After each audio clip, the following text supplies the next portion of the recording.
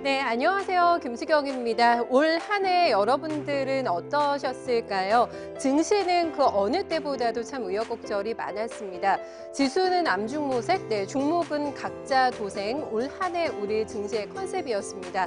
참 쉽지가 않았는데요. 하지만 올 한 해를 보내는 아쉬움보다는 내년을 기다리는 설렘을 좀 가득 담아서 여러분들과 저희 함께 보려고 합니다. 과연 내년의 스타주는 누가 될까요? 이게 아마 가장 궁금하시지 않을까 싶은데요. 저희가 열심히 발품을 팔았습니다. 객장과 전문가들의 도움을 받아서 100인의 선택을 받은 내년의 스타주를 저희가 꼽아봤는데요. 그 종목들 공개해 드리도록 하겠습니다. 기대 많이 해주세요. 오늘 함께 해주실 세 분과 먼저 인사 나눠보겠습니다. 박동기 전문가, 최수장 전문가, 그리고 문서진 전문가 함께합니다. 세 분 어서 오세요. 네, 안녕하세요. 네, 반갑습니다. 세 분은 올 한 해 어떠셨을까 일단 궁금합니다. 올 한 해를 땡땡땡으로 좀 정리를 먼저 해주세요. 문서진 전문가님. 저는 온탕, 냉탕, 온탕. 좋았다가 힘들었다가 좋았다 이 뜻인가요? 그러니까 지금 원래 코스피 지수가 딱 그렇지 않습니까? 네. 그러니까 상반기 때 흐름 좋았다가 또 이제 하반기 넘어가면서 이제 또 급락 나오면서 또 하락을 했다가 또 최근 들어 다시 이제 올라오는 모습. 근데 이게 원래 저의 또 매매이기도 합니다. 뭐 토마토 시청자분들 다들 아시겠지만 제가 이제 원래는 제가 기승전 5G라고 하려고 했거든요. 예. 그만큼 제가 이제 5G를 엄청나게 많이 밀어가지고 이게 상반기 때 굉장히 괜찮았다가 또 이제 하반기 때 좀 힘들었다가 지금 다시 또 이제 좀 기분이 좋아지려고 하고 있는 그런 흐름이라서 제가 이제 그렇게 이야기를 한번 해봤습니다. 5G와 운명의 교회를 같이 한 올 한 해였다. 네. 굴곡은 조금 있었지만 네. 다시 조금 따뜻해지는 올 한 해 마무리가 되신 것 같아요. 최상전 전문가님의 땡땡땡은 어떤 걸까요? 네, 이토마토의 최수창. 네. 이가 붙네요. 최성의 한 해였다. 네, 이토마토에서 최성의 한 해였다는 표현도 있겠습니다만 네. 이가 붙는 의미는 ETF 레버리지 올 한 해 저에게 최고의 누적 수익의 결과를 보여줬고 예. 또 ETF 레버리지가 최근에 자산도 상당히 많이 증가했어요. 그래서 많은 개인 투자자분들이 종목의 어떤 차별화 장세 속에서 소외받고 있었던 분들이 ETF 시장 좀 많이 오면서 올해 저와 함께 하셨던 분들 최고 한 해가 되지 않았을까. 수익의 열차에 탑승을 잘 하셨다. 뿌듯했던 한 해셨던 것 같아요. 네, 박동기 전문가님의 한 해는 어땠을까요? 올 한 해 정시는 왕따, 국내 정시는 왕따. 맞아요. 내년 왕따. 정시는 핵인싸. 저도 핵인싸라는 단어 압니다. 네. 네. 그래서 글로벌 정시에서 우리 국내 정시를 보면 올해는 사실 아마 거의 최하위였을걸요. 상승률이. 그만큼 우리 정시가 올해 한 해는 안 좋았는데 내년에는 거의 이제 상위권에 들지 않을까라는 예상 반, 기대 반을 한번 해봅니다. 네. 왕따의 한을 정말 저희가 기필코 풀어내야 되는 한 해의 숙제를 안고 있는 것 같습니다. 내년을 장식할 핵인싸가 될 종목들 그리고 토마토TV의 또 핵인싸가 되실 세 분과 함께하는 뜻깊은 오늘 시간이 될 것 같은데요. 그럼 본격적으로 저희 100인의 넥스트 출발해 보도록 하겠습니다.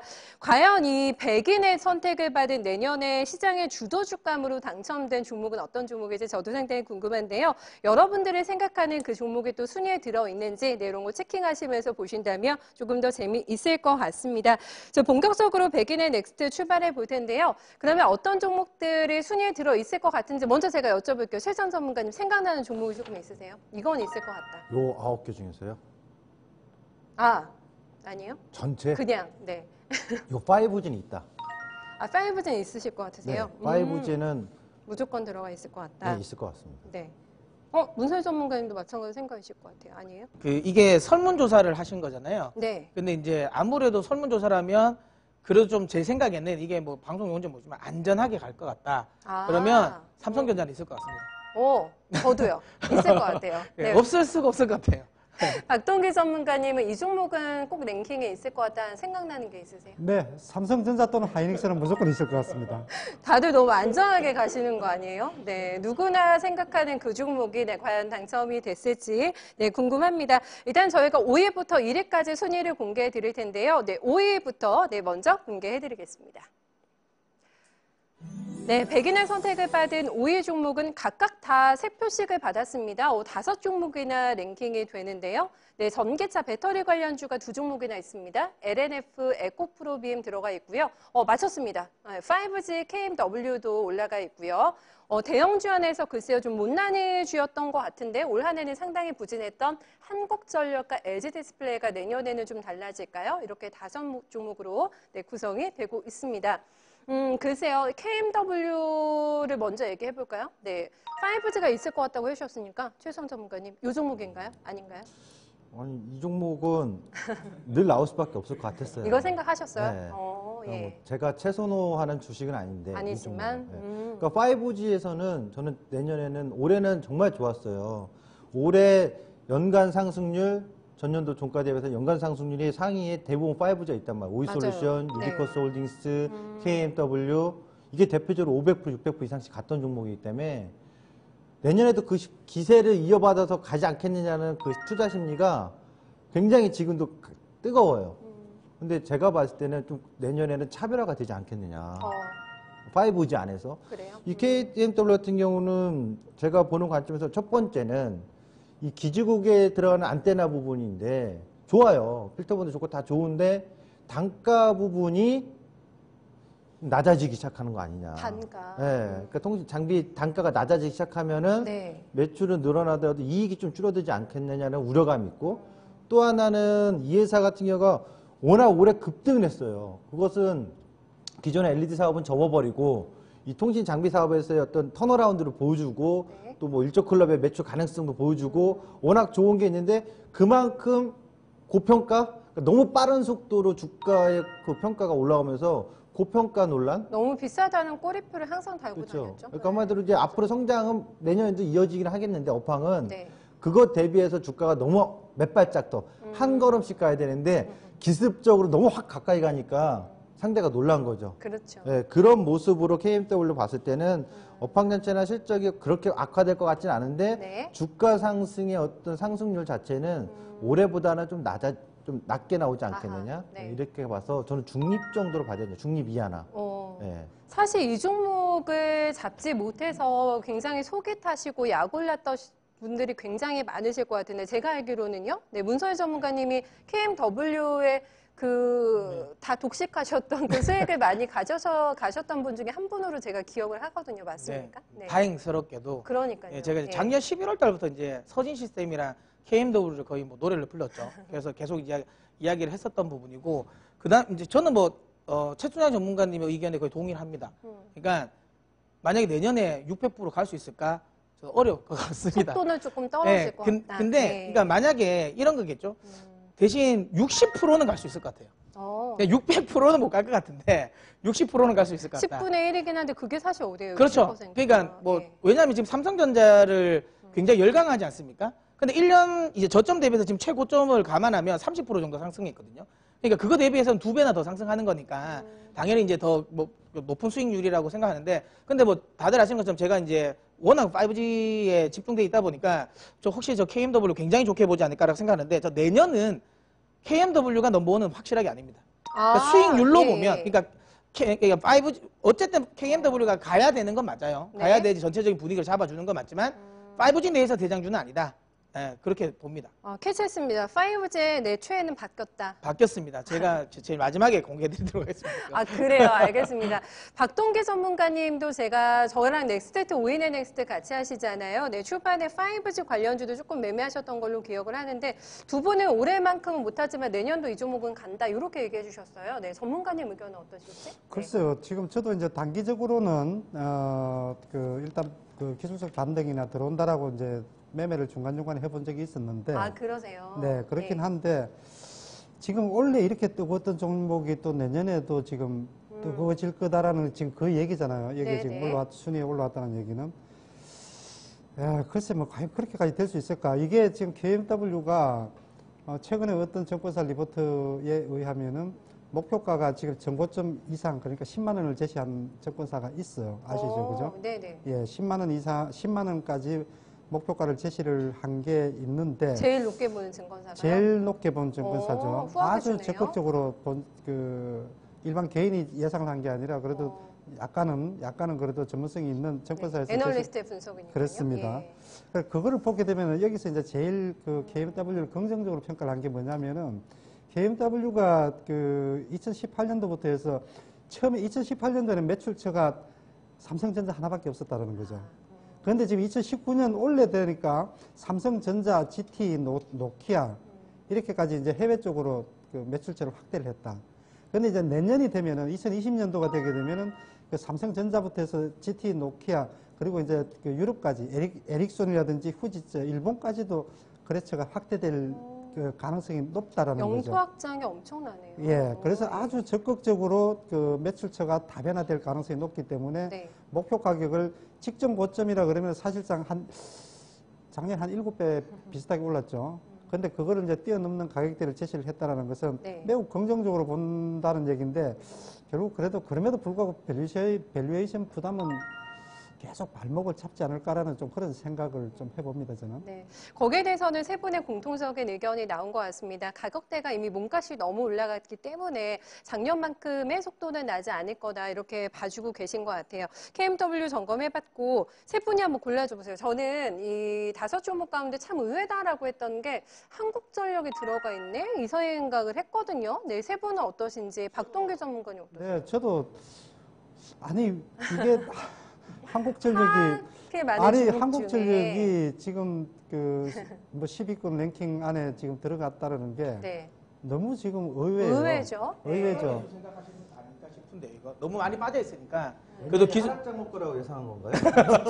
예, 너무 통상적으로는 올라오니까. 이게 예, 한국전력 예. 하면은 방어주적인 네, 그런 그렇죠. 성격 그리고 한국전력 하면은 또 그 정책적인 리스크를 잔뜩 안고 있는 종목이에요. 그렇죠. 빼놓을 수 없죠. 네, 그래서 원전이라든지 이런 부분 또 그리고 공공요금을 올리려고 해도 사실상 이게 예, 그렇게 간단한 문제가 아니거든요.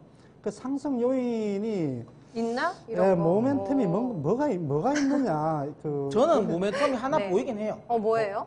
그러니까 만약에 그 총선에서 네. 만약 야당이 승리를 하면 네. 원전을 제가 살린다. 제가 보기에는 무조건 한국전력은 제가 보기엔 대선 테마로 엮일 가능성도 높다고 봐요. 그러니까 만약에 총선에서 야당이 이제 승리하게 된다면 그 네. 총선 이후부터는 또 이제 대선 테마가 움직일 거지 않습니까?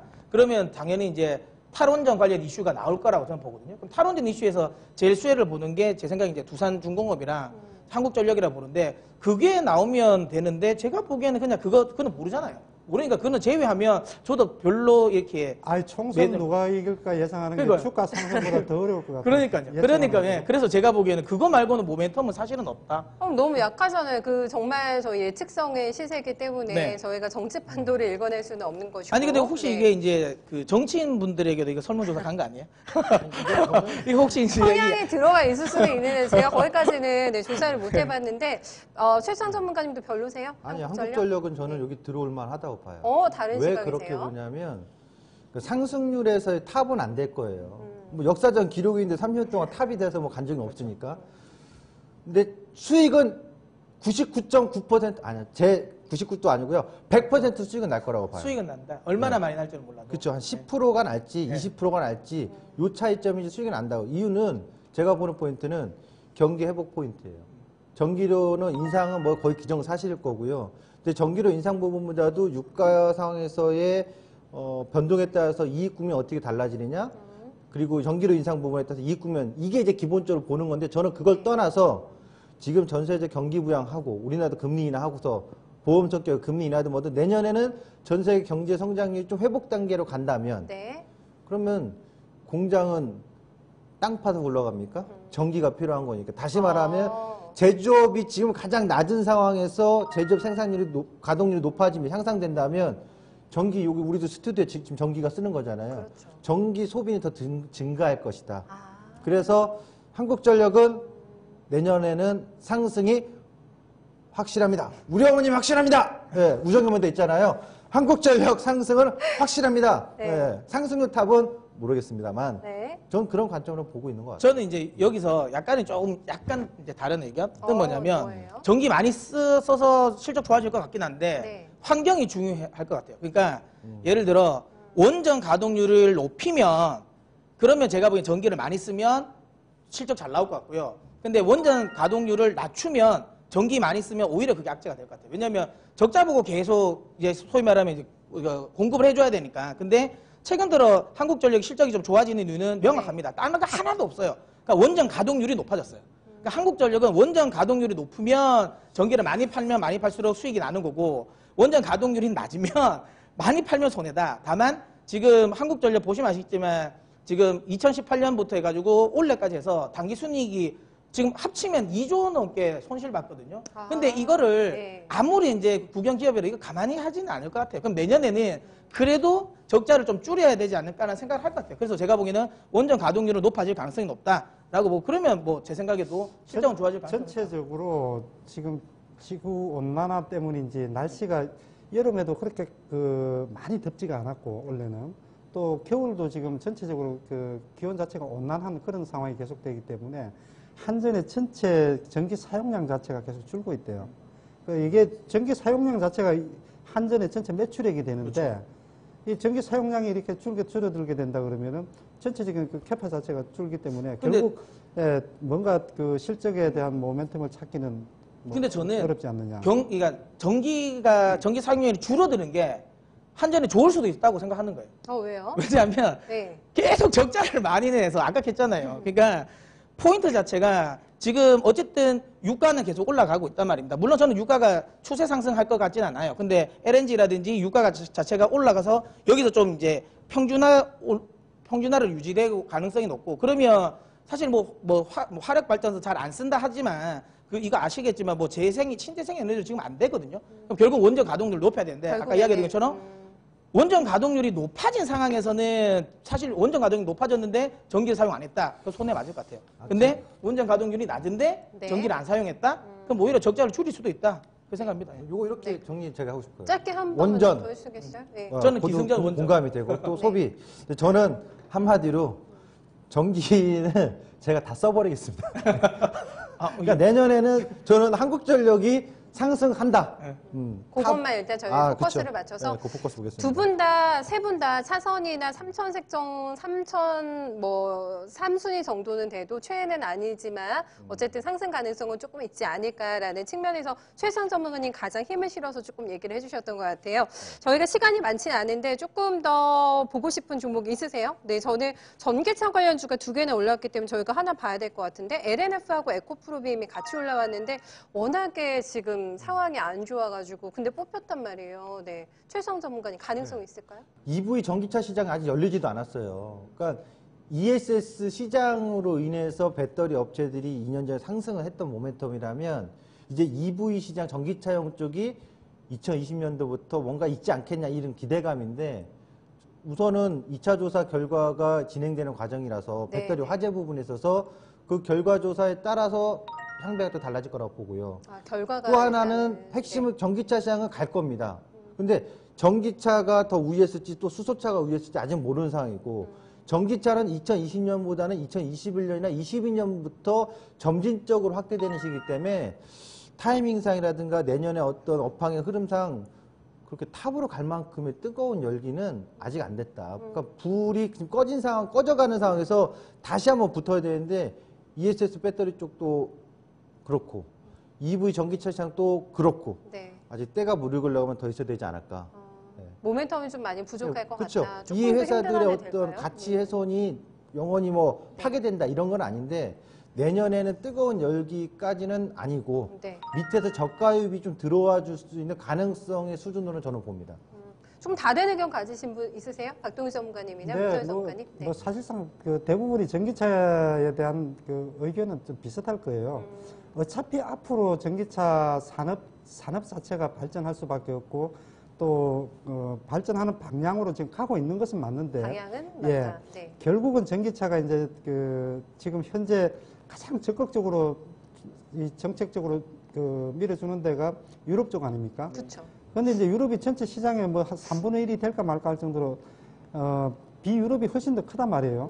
예, 미국, 중국, 그리고 뭐 기타 뭐 국가 이렇게 지금 볼 수가 있는데, 네. 유럽 이외에는 사실상 아직 적극적으로 지금 그 전기차 산업에 대해서 정책적으로 밀진 않아요. 개별 기업들만 엄청나게 발에 땀이 나도록 뛰긴 하는데, 아직까지 성과가 지금 안 나타나죠. 그래서 테슬라 같은 경우도 굉장히 지금 어렵다는 얘기가 지금 계속 나오고 있거든요. 네. 예, 지금 그런 상황이기 때문에 결국 미국과 중국이 움직여야만 정책적으로 밀어줘야만 되는데 중국은 보조금까지 오히려 하도 말썽이 많으니까 지금 폐지를 하지 않습니까? 예, 지금 그런 상황이니까 거기다가 또 유가는 또 하향 안정화되어 있죠. 유가가 팍팍 올라야 이게 전기차 쪽으로 네. 가게 정책적으로 힘을 실어주게 되는데 그래서 지금 상황이라 그러면 단기적으로 내년에 이게 과연 제대로 좀 잘 움직일 달릴 수 거냐 있을까는 의문이다. 예. 내년에 또 조금 또 시기상조가 아닐까라는 좀 그런 느낌은 좀 받고 있습니다. 네. 그다지 세 분에게 높은 점수는 받지 못한 걸로 약간 비호 쪽이신 걸로 네. 이쪽은 저희가 정리를 한번 해보면 될 것 같아요. 5위 종목이 워낙에 랭킹이 많이 돼가지고 저희가 얘기 조금 길게 해봤네요. 네. 이번에는 4위 종목으로 한번 가보겠습니다. 네. 공개해 주세요. 네, 몇 표를 받았을까요? 네 표를 받았는데 한 종목이에요. 네, HFR이 나왔습니다. 5G에서 선택이 계속 돼요. 네, 종목들이. HFR은 문서인 전문가님 최애 종목 맞으십니까? KMW보다 내년에 더 잘 갈 거는 저는 HFR이라고 보고 있습니다. 좀 더 손이 높아요. HFR. 훨씬 더 저는 KM보다. 긍정적으로 보고 있습니다. 이유는요? 네. 그러니까 왜냐하면 HFR이 제일 똘똘해요. 그러니까 이제 HFR이 이제 많이 하고 있는 게 프론트홀 쪽이 뭐 거의 뭐 SK 쪽으로 같이 해서 좀 독보적으로 움직이고 있고 그리고 나서 이제 뭐 인빌딩 투자도 있는데 사실은 전체적인 캐파는 프론트홀이 제일 큽니다. 그러니까 뭐 어찌 보면 기지국이라고 보시면 되고요. 네. 근데 이 프론트홀이라는 게 여러분 잘 아셔야 되는 게 이 프론트홀이라는 이 시스템을 만든 게 우리나라 SK텔레콤이거든요. SK텔레콤이 이쪽 관련해서 개발이 제일 잘 돼 있습니다. 그래서 글로벌 주요 통신사들이 5G 이게 프론트홀 이 구조를 쓸 때 상당 부분이 SKT에 대한 자문을 많이 해요. 그리고 거기서 통신 장비가 나가면 가장 중요한 건 그러니까 HFR이 SKT의 가장 프론트홀의 전담 신호의 1차 벤더라고 보시면 됩니다. 그래서 뭐 도이치, 뭐 이 텔레콤이라든지 이런 쪽에서 다 기술 이전 다 해주고 있고요. 그렇기 때문에 이 프론트홀과 관련된 부분은 계속 긍정적이다라고 보시면 되고 이게 우리나라 쪽도 계속 나오지만 이제 내년부터 해가지고는 이제 중국과 일본 그다음에 미국이 상용화를 한단 말이에요. 그러면 당연히 프론트홀부터 깝니다. 깔 수밖에 없고요. 그렇다면 거기에 대한 이제 해외 쪽 매출된 기대감. 그러니까 HFR 같은 경우는 뭐 특정적인 뭐 삼성전자 그다음에 노키아 뭐 아니면 뭐 화웨이라든지 이런 쪽에 대한 이 통신 장비 쪽에 포커싱이 많이 맞춰져 있는 회사는 아니고요. 기본적으로 아까 말했던 SKT에 포커스가 맞춰야 되는데요. SKT가 다시 한번 이야기지만 5G 관련 부분에서 프론트홀 기술과 관련된 부분이 굉장히 글로벌적으로 굉장히 높습니다. 월등하고요. 예, 그래가지고 네. 이쪽이 계속 이제 넘어가면 당연히 관련해가지고 같이 HFR에 같이 들어간다. 그래서 해외 쪽 매출에 대한 기대감도 크다. 저는 괜찮다고 보고 있습니다. 네, 5G 아까 좋게 본다고 괜찮긴 할 것 같다 이렇게 해주셨는데 문서희 전문가님은 수익률은 KM보다 더 이게 나을 것 같다고 하셨거든요. 두 분은 어떠세요? 먼저 네. 박동희 전문가님. 네. 뭐 5G 관련해서는 우리 문서진 전문가님 얘기만 들어도 듣고 뭐 끝내도 뭐 되지 않을까 싶은데 굴곡진 한 그 해를 5G 때문에 보내셔가지고. 네. 예. 워낙 뭐 공부를 많이 하신 것 같으니까. 맞아요. 네. 예. 그런데 이제 또 한 가지 이제 우려 요인이 없는 것은 아니죠. 리스키한 부분이 뭡니까? 예, 워낙 네. 이제 그 5G가 일단 이제 그 현재 기준으로 상용화가 시작이 된 게 지금 전 세계 17개국이고 앞으로 이제 계속 늘어나게 될 텐데 이제 문제는 이제 통신 장비 업체들의 이제 저가 수주 경쟁이죠.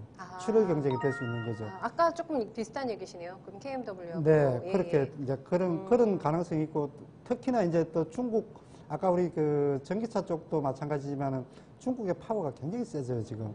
우리가 잘 모르지만은 그 유럽 쪽에서 그 전기차 쪽에 배터리 공급하는 업체도 거의 60%가 지금 중국 업체예요. 근데 이제 이쪽 그 5G 통신 장비 업체도 이게 앞으로 아마 중국 업체들의 저가로 이렇게 치고 들어오는 게 아마 좀 엄청나지 않을까 좀 그런 생각이 드는데 그래서 장비 업체들이 과연 이런 그 중국과의 경쟁에서 좀 살아남을 수 있을까? 이런 부분들이 수주하고도 또 뒤로는 손해보는 예전에 우리 그 건설 해외 중동에서 그 건설 수주하는 업체들 나중에는 그 분식회계다 뭐다 해가지고 GS 건설부터 빅베스 해서 나오고 예, 했죠. 또 빅베스 나오고 네. 또 조선 업체들도 또 마찬가지였었거든요. 맞아요. 그러니까 혹시라도 또 그런 부분들은 사실 좀 우리 요인 중에 또 하나가 되지 않을까 생각이 됩니다. 여기서 제가 하나 이야기를 드리면 네. 그 우려는 내년까지는 안 하셔도 될 것 같아요. 왜냐하면 초기 아까 이야기했지만 그 중국 관련된 뭐 화웨이라든지 통신 장비 관련 쪽이 그러니까 우리가 지금 5G 우리나라 5G 관련 종목들이 보는 시장은 그러니까 중국 쪽 시장에 대한 기대감이 있는 거는 뭐 KMW라든지 RFHI 이쪽인데 화웨이 관련 아니면 ZT 쪽으로 나오니까 그쪽 관련해서는 제가 볼 문제가 없는 것 같고, 그러니까 중국 업체들이 미국이나 아니면 이제 일본 쪽으로 넘어오면 어떡할까라는 거에 대한 우려감이 있을 수 있는데요. 확실하게 미국은 거의 못한다고 보시면 되고요. 거의 못한다고 보시면 되고, 그 다음에 일본 같은 경우도 최근에는 법이 지금 통과가 됐습니다. 뭐냐면 중국 통신 장비를 쓰는 쉽게 말하면 이 통사는 세제 지원을 안 해줘요. 그러니까 지금 일본 같은 경우는 5G 통신 장비에 대한 투자를 하면 이 통사에게 세제 지원을 해주거든요. 근데 그 장비가 만약에 중국이다 하면 세제 지원을 안 해줍니다. 그렇기 때문에 일본 쪽도 지금 중국 장비를 쓸 가능성은 거의 제로다. 그러면 나중 돼서 뭐 관계가 다 좋아지고 하면 제가 보기엔 중국도 뚫릴 수도 있을 것 같은데, 지금 당장의 흐름에서는 그쪽 중국 관련 부분은 아직까지 내년에는 안 해도 되지 않을까라고 저는 생각을 합니다. 그 부분은. 네, 지금 당장 걱정할 문제는 아니다. 그렇죠. 나중에 2020년에 걱정할 건 아닌 것 같고요. 한 2021년에는 그건 한번 네. 생각해 봐야 될 것 같아요. 참 이 중국이 어디 가나 신경을 쓰입니다. 그렇죠. 워낙에 경합도가 높으면 저희가 가격 경쟁에서 조금 밀리기 때문에 거기에 대한 리스크한 면이 있지 않을까 이렇게 예상을 해주셨는데, 조금 더 시간은 뒤로 가서 아마 가격 경쟁이 있을 거다라고 문선 전문가는 얘기해주고 있고요. 내표를 받은 HFR 여기까지 얘기 저희 들어보도록 하겠습니다. 이제 대망의 상위권을 저희가 공개를 해드려야 됩니다. 3위와 2위 그리고 1위만을 남겨두고 있는데요. 세 종목은 한꺼번에 공개해드릴게요. 순위는 잠시 후에 알려드릴게요. 네, 함께 보시죠. 네, 랭킹이 올라옵니다. 삼성전기, 젠백스요. 네, 젠백스 그리고 삼성전자 세 분이 다 얘기해 주셨던 삼성전자까지 해서 이 세 종목 중에서 1, 2, 3등 이렇게 가려지게 되는데, 이거는 1등 아닐 것 같다. 네, 생각하시는 종목 어떤 종목이세요? 박동희 젠백스는 절대 1등 아니다. 전 젠백스 아닐 것 같아요. 저도요. 네, 박동희 전문가님은요? 저도요. 세상 전문가님까지 뭘 보시겠어요? 젠백스가 네. 의외의 1등 할 것 같아요. 1등 할 것 같아요? 왜요? 아니 저기서 삼성전자가 내년에 100% 상승할 확률이 네. 거의 없어요. 그러니까 삼성전자 연간 상승률이 올해 한 40%가 넘거든요. 네. 그러니까 최고 상승률로 보면 탑으로 오면 통계적으로 삼성전자가 시가총액이 600조가 된다는 건 무슨 소리인지 삐박하고. 알겠어요. 그러니까 바이오가 상승률을 터지면, 그쵸. 터지면은 더 가니까. 그쵸. 근데 이게 네. 설문조사잖아요. 수익률을 말하는 게 그러니까 아니니까. 그분들도 마찬가지 저처럼 그래 한번 제일 잘 갈 거 이거야. 근데 이제 찍을 수 있을 것 같아요. 최순환 전문가님은 사나이시잖아요. 사나이시니까 제가 한것 같고, 제 생각에는 왠지 네. 제가 만약에 설문조사를 받았으면 네. 저 삼성전자 했을 것 같아요. 나도 삼성전자 네, 제 했을 생각엔 것 같다. 그래. 네, 제일 안전하니까. 추천해도 욕 별로 안 먹을 것 같고, 제 생각엔 그렇거든요. 저는 그래요.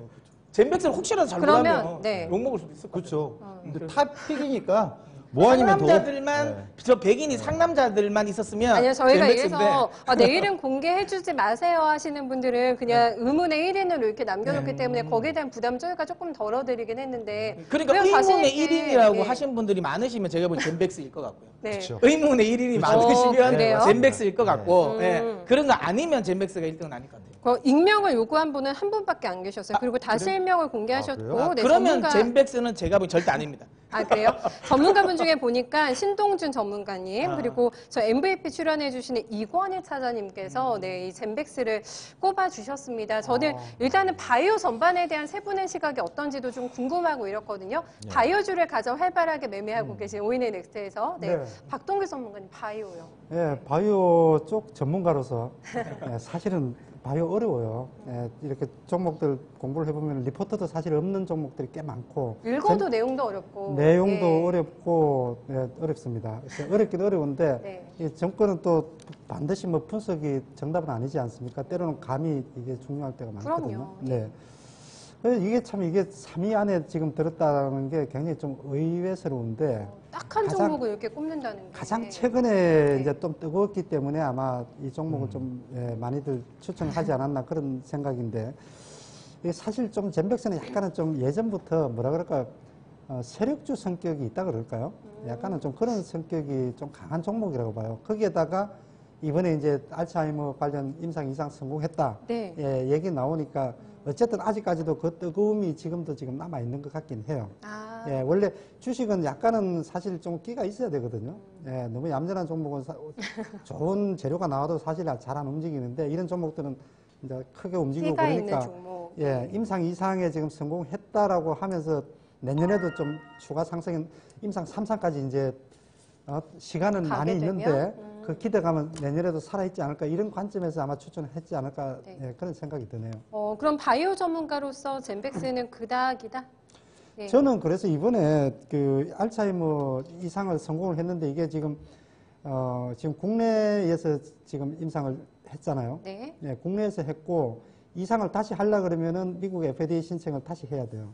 미국에서 하려 그러면은. 네. 그래서 어차피 다시 해야 되고 이상 그 결과치 자체가 워낙 좋긴 한데 미국 FDA에서 국내 그 한양대 모 병원 어디에서 지금 했는데 그 결과치를 얼마나 FDA에서 믿어줄지 또 임상 이상을 한국에서 했으면은 성공했으면은 통상적으로 또 미국 FDA에서도 이상에 대한 그 뭐라 그럽니까 생략을 하고 승인을 삼상으로 받아야 되는 예, 거죠. 바로 가게도 해준대요. 근데 과연 해줄 수 있겠느냐 이런 이게 이- 쉽지가 않더라고요. 쉽지가 않죠. 네. 어렵죠. 예, 그렇기 때문에 이 기대감만 가지고 내년에 한 번 더 올라갈 수 있을까? 이 쉽지는 부분은 않다. 저는 조금 의문스러워요. 잘 모르겠다. 네. 네. 글쎄요, 젠백스가 연말에 굉장히 뜨끈뜨끈해서 핫해가지고 그 열기를 조금은 더 이어가겠지만 실체가 조금 부족하지 않을까 이렇게 얘기를 해주셨거든요. 제가 젠백스가 추가하자면 1등이라고 해주셨으니까 최성 전문가님은 상남자. 네.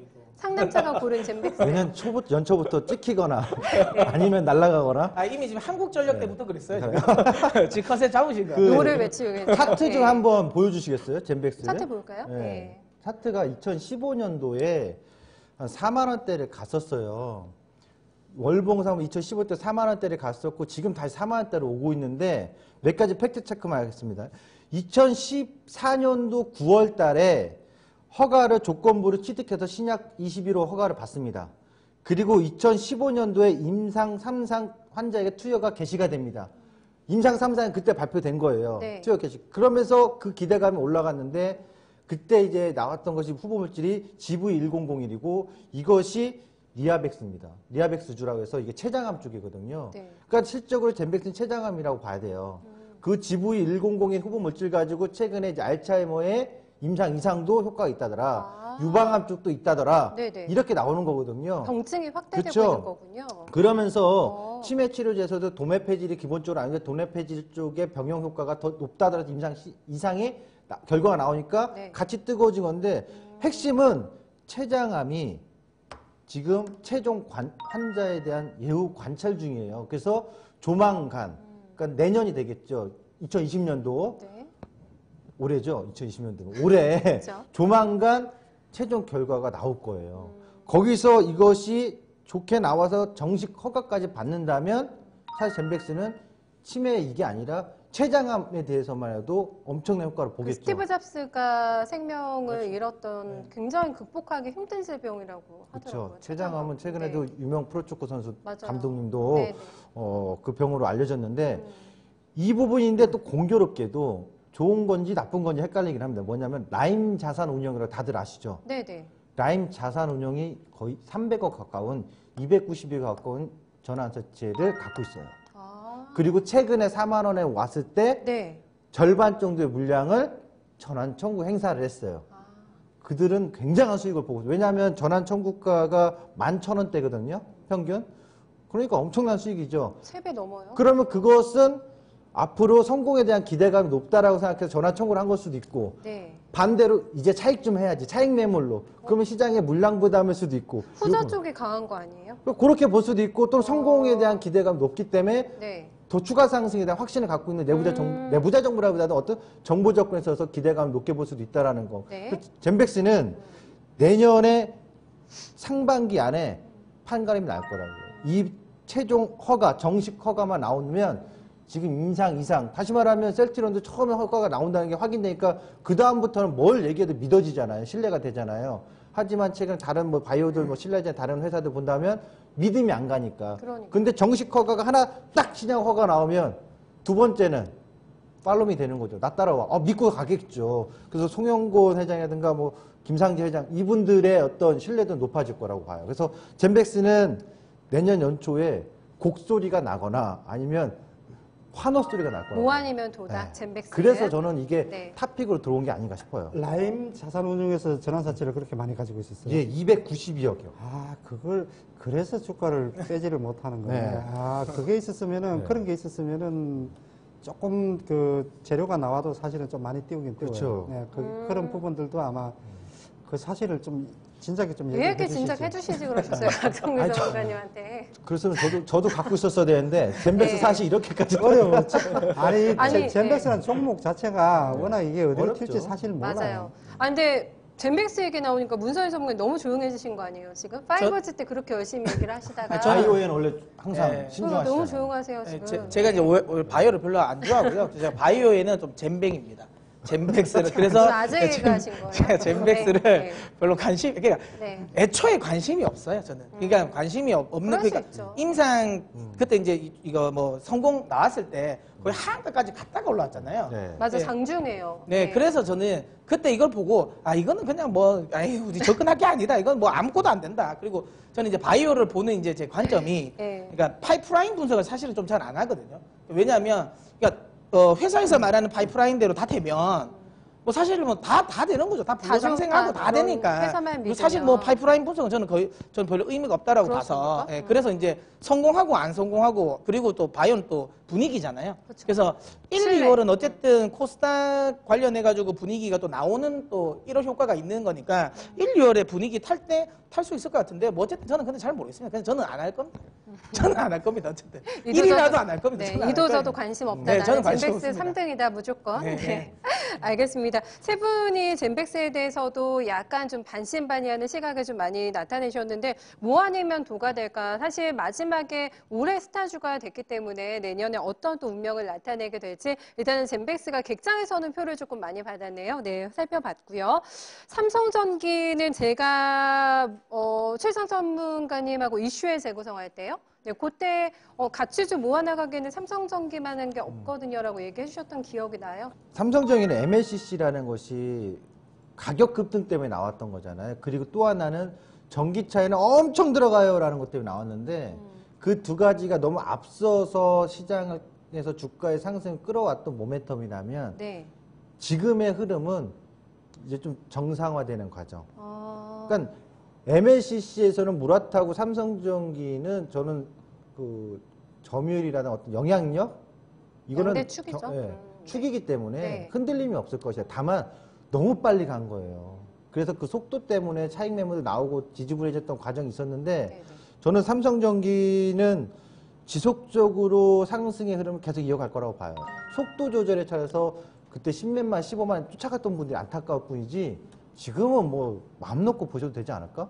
네. 문서인 전문가님은 누가 더 이뻐 보이세요? 아니 저도 저기서 나오면 네. 지는 삼성전기, 그 다음에 이제 선은 삼성전자, 미는 젠백스일 것 같아요. 아, 네, 저도 전문가님의 제 진성의 기준에 기준에 따르면 그러니까 삼성전자를 살 것 같으면 저는 삼성전기가 나을 것 같아요. 네, 지금 아까 박동기 전문가님이나 최순현 전문가님도 앞에 뭐 산업 다 이야기 잘 해주셔가지고 이게 맞는 것 같아요. 그러니까 MLCC 가격이 그러니까 최근에 반도체가 많이 올라가잖아요. 근데 MLCC 가격은 반도체 가격에 거의 연동해서 움직이니까 결국에는 반도체 가격이 그러니까 하락을 멈추고 좀 올라갈 기미가 있다. 당연히 MLCC도 올라가는 거고 작년에 이제 또 많이 떨어졌던 게 이거지 않습니까? 그러니까 우리가 대충 이제 뭐 무라타, 그다음에 이제 삼성전기, 그다음 대만의 야교 이렇게 이제 MLCC 나오는데 야교는 대부분 저용량 MLCC를 한단 말이에요. 우리가 흔히 말하는 뭐 텔레비전, 뭐 냉장고 뭐 이런 데 들어가는 거. 그래서 네. 사실 돈이 잘 안 되거든요.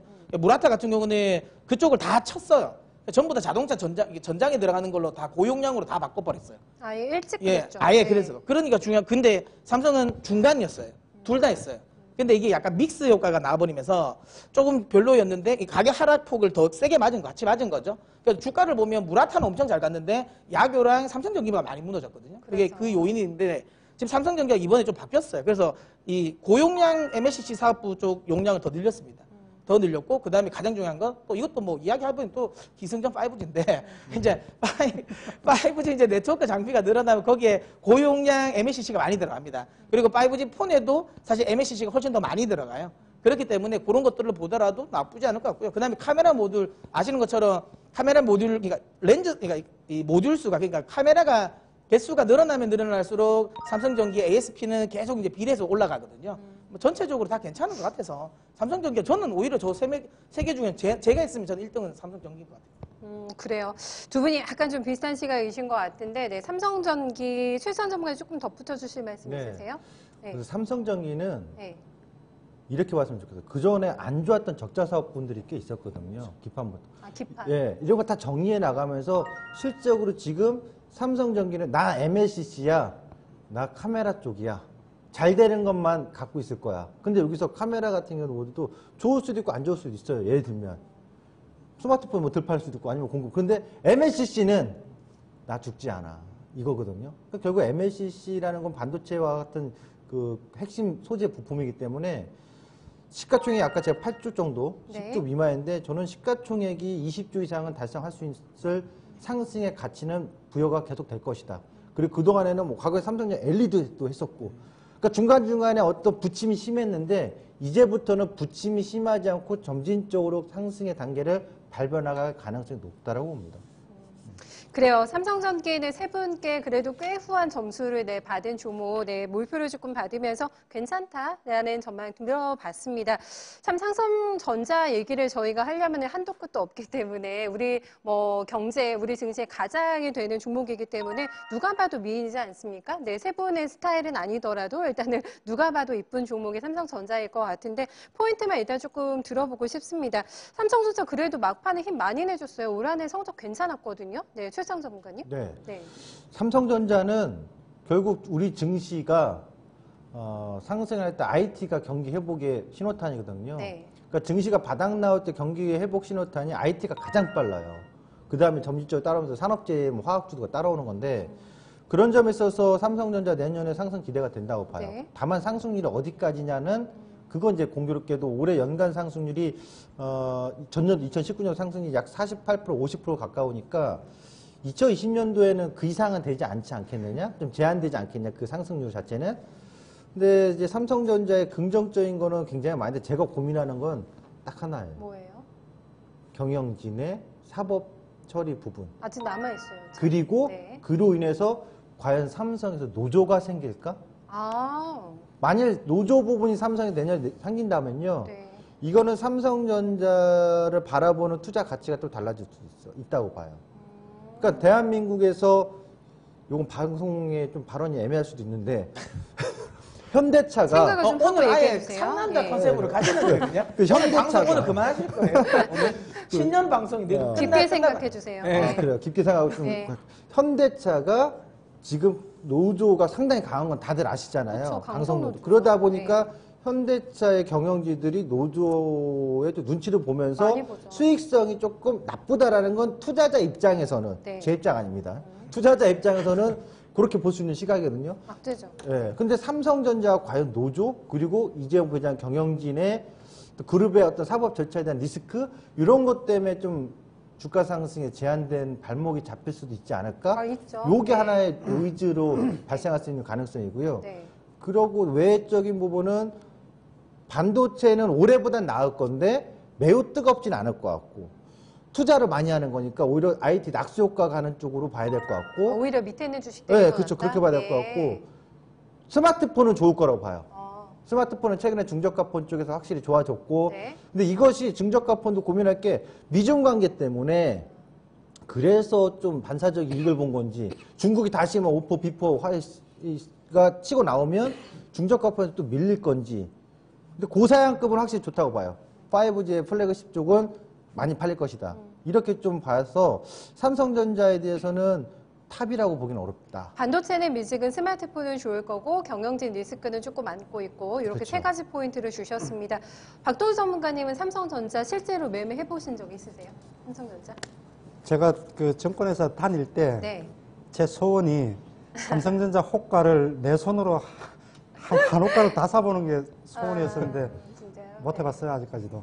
그래요. 네. 근데 이제 주식 하다 보면은 삼성전자 살 것 같으면은 묘하게 또 참 그렇게 돼요. 부품주 그렇죠? 쪽을 사게 되고 네. 그게 이제 기대 수익이 좀 크기 때문에 아무래도 좀 그런 성향이 있죠. 네. 네. 저도 이런 얘기 많이 들어요. 삼성전자 추천해주면은, 야, 나도 추천해주겠다. 그거는. 그런 얘기 저희 많이 하잖아요. 그 막상 나는 절대 안 사게 되는 주식. 네, 문설 전문가님은 어떠세요? 저는 이제 삼성전자를 2017년에 굉장히 좋아했죠. 제가 오죽하면 그 데스매치에도 삼성전자를 제가 정확히 기억합니다. 한 주씩 사 모으셨던 기억이 나요. 데스매치에서 삼성전자를. 수익률 게임에서. 네. 제가 왜 그러세요? 자꾸 이렇잖아요. 네. 네. 근데 잘 갔잖아요. 맞아요. 예, 예. 근데 그만큼 삼성전자 좀 좋아하는 주식이긴 한데요. 지금 시점에서 삼성전자는 좀 애매하다. 그러니까 저는 내년도 2020년 목표가치를 한 7만 원 정도로 보거든요. 7만 원 정도로 보면 한 지금 구간에서 한 20% 정도 상승 네. 정도는 보거든요. 그러니까 근데 20%는 상승할 것 같아요. 그러니까 왜냐하면 뭐 반도체 관련뿐만 아니라 그냥 얘는 어쨌든 저는 내년에 이머징 쪽으로의 자금은 많이 유입될 것 같다고 생각하거든요. 특히 아까 모두에서 지금 우리 박동희 전문가님께서 내년에는 우리 시장이 핵 인사될 가능성이 있다라고 하시면 저도 거기에 동감을 한단 말이에요. 핵 인사 아니고 싸. 네. 발음이 잘 안 되죠. 이렇게 나오시는 거예요? 예, 알겠습니다. 네. 그래서 핵 인사가 될 가능성이 있다라고 저도 이제 거기에 이제 찬성을 하는데 그러면 결국에는 이제 이게 뭐 업황 관련 부분뿐만 아니라 그냥 패시브 자금이 들어올 때 어차피 넘버원은 산다. 근데 이게 무조건 사기는 어렵다. 이게 지금 그 캡을 씌우려고 하잖아요. 30% 전체. 30%. 예, 그러니까 그 부분 또 생각을 해야 돼요. 그러니까 무조건 이걸 살 수는 없어요. 그래서 기본적인 패시브 자금 유입되고 업황 개선에 대한 계획이 있어 중중중 하면 20%까지는 최대 갈 수는 있겠지만 그래도 제가 보기엔 그거예요. 20에서 30으로. 지금 보니까 26%딱 나왔거든요. 지금 저희가 현재 보는 기준으로 네. 해서는 그 30% 상한선도 있기 때문에 딱 거기 맞추는 선의 수급 정도만 네, 들어오는 정도? 그 정도 수급이라서 그냥 네. 제 생각에는 네. 그러니까 돈을 엄청나게 많이 이제 투자하시는 분들은 이게 제가 보기엔 더 좋을 것 같은데요. 그래도 조금 이제 퍼포먼스를 훨씬 더 좀 내고 싶으신 분들은 전 요거보다는 다른 게 낫다고 봅니다. 네, 알겠습니다. 저희가 이렇게 해서 종목들을 다 살펴봤는데 객장에서는 1위가 삼성전자가 될 것 같다. 세 분 다 그렇게 얘기해 주셨고 내채는 삼성전기다. 세 분 다 삼성전기신 거죠. 나한테 이 세 개 젠백스라 중에 그랬죠. 젠백스 그리고 두 분은 삼성전기. 전기. 네.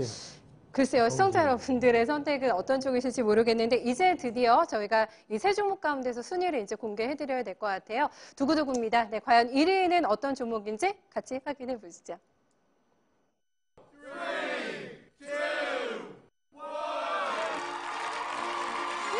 와, 이변이 없습니다. 네, 누구나 예상했던 그 종목, 네, 우리 시장의 대들보죠. 삼성전자가 득표수 9표나 받았어요. 네, 1위 기록했습니다. 네, 마지막으로 그럼 제가 세 분께 공통적인 질문을 드릴게요. 삼성전자가 내년 한 해 동안에 몇 % 오를 것 같다. 네, 1등 받았으니까 문서인 전문가님 아까 20% 얘기했고. 저는 비슷하죠. 7만 원. 7만 원? 딱 중간이네요. 지금 평균이 6만에서 8만 원인데 네. 저도 7만 원 정도는 봅니다. 얼마까지 갈 것 같으세요? 최수현 전문가님은? 시가총액 400조 400조 넘어설 얼마일까요? 거예요. 그 정도까지는 봐야 돼요. 가격대가 얼마 될까요? 그러니까 그러면? 지금부터 한 30% 정도 30 조금 더 높게 상승. 보시고. 그러니까 시총 400조를 상징적으로 찍어줄 것 같고 네. 전년도 상승률보다는 적을 거라고 봐요. 전년도에 이제 거의 약 50% 정도 상승률이었거든요. 막판에 많이 올라가지고요. 네, 그래서 그 정도 이상은 안 되고 그 이하 대신 이제 시장은 굉장히 뜨거워지면 다른 종목군들이 더 많이 쳐주고 올라가는 네. 저는 그 정도로 봅니다. 박동기 전문가님은 삼성전자 내년 한 해 수익률 얼마 정도 나올 것 같으세요? 고점 68,500원입니다. 딱 9위까지요? 딱 거기. 500원까지도. 아니, 근데 이렇게 얘기하니까 더 확실히 네, 뭔가 있어 보여요. 그러니까 68,500원 약간 딱 그러니까. 10년에 이게 신수 보듯이 지금. 고수가 느껴요. 고수의 향기가 느껴집니다. 고수의 네. 68,500원. 네, 아주 저도 정확하게. 기억이 나겠는데요. 68,500원. 그러면 저도 500원. 다시 할래요. 그래서 71,500원 이렇게 할래요. 71,500원까지. 네. 최선 전문가님도 그럼 있어 보이게 가격으로 주세요. 저 네. 있어 보이게. 68,500원, 71,500원. 저는 시총 400조. 최소 400조. 알겠습니다. 네. 과연 도전할지요? 네. 삼성전자의 운명은 우리 증시와 궤를 또 같이 하기 때문에 상당히 중요한 위치대인데요. 일단은 많이 받아내요. 표 9표 받으면서 네, 1등으로 네, 랭킹이 마무리가 되고요. 2등이 의외로 젠백스였고요. 네, 3위는 삼성전기 이렇게 네, 기록이 됩니다. 젠백스 한번 보시죠. 네, 의외로 2위를 받았습니다. 세 분은 많은 점수를 주지 않으셨는데 그래도 모멘텀에 대한 평가 굉장히 높게 받고 있고요. 특히 이 종목의 중요한 점이 목표가입니다. 네, 15만 원까지도 예상해주는 네, 객장 분들이 계셨는데요. 네, 2위 젠백스 종목 잘 체크해두시면 좋을 것 같아요. 네, 3위는 세 분과의 의견과는 반대로 3위 랭킹에 됐는데 HFI가 어떻게 보면은 동률입니다. 네, 4표를 받은 종목이고요. 삼성전기도 막판에 올 한 해 막판에는 조금 많이 올랐는데 어디까지 올라갈지 궁금합니다. 네, 최대 밴드 상단 20만 원 정도까지도 내다보고 있는 종목이네요. 네, 이제는 궁금하실 것 같습니다. 이 세 분의 최애 종목은 내년에 이 세 분의 스타주는 어떤 종목이 될지 저도 많이 궁금한데요. 제가 일찍이 세 분께 고민을 많이 해서 이 자리에 나와달라고 부탁을 드렸거든요. 네, 일단 어떤 종목인지 그 종목명부터 확인해 보겠습니다. 네, 필기됐습니다. 네, 문서진 전문가에게 필기된 종목은 다산네트웍스고요. 최상 전문가는 LG노텍을 가지고 왔습니다. 그리고 박동기 전문가의 종목은 바이오에서 나왔는데요. 네, 셀리버리를 선택을 하고 있습니다. 세 분 다 굉장히 다양한 컨셉인데 약간 먼저 저희한테 힌트를 많이 주셨던 문서진 전문가님. 네. 아까 HFI가 KMW를 다 제치고 네. 1등은 다산네트웍스. 네, 저는 내년도 5G 관련 종목 중에서는 저는 1등은 탑픽은 다산네트워크가 되지 않을까 생각하고 있습니다.